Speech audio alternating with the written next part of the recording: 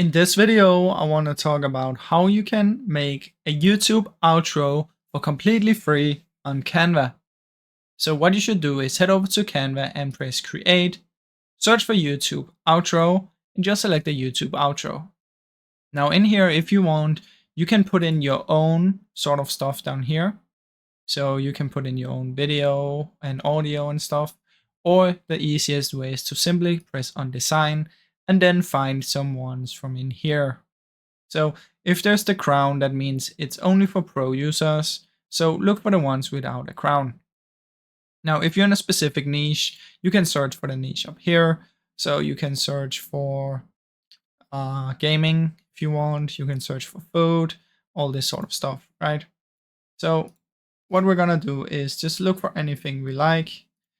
We'll just search for YouTube outro again, and it will just give you general YouTube outros. Now, like I said, if you search for gaming outro, it will show you gaming ones. But let's say you like this one or this one, right? If we select this one right here, you can see it's a video, 16 seconds long, and we can reduce this if we want, if we think it's too long. So let's say we only want it to be 10 seconds. We can do it like this. And then what we can do is we can change some of the things in here. So first of all, this is a background video playing. If we want, we can change color on this. So we can make it any of these colors, right? And let's just go back to start. Let's say we want to just have the standard one. You can put in a new video recommended. You can change these. You can change thanks for watching. You can put in your profile picture here. So I suggest you do that. You can change subscribe, any of these if you want to. And that's basically how that works. Now, if we go with another one, this one is a very simple one, just a thanks for watching.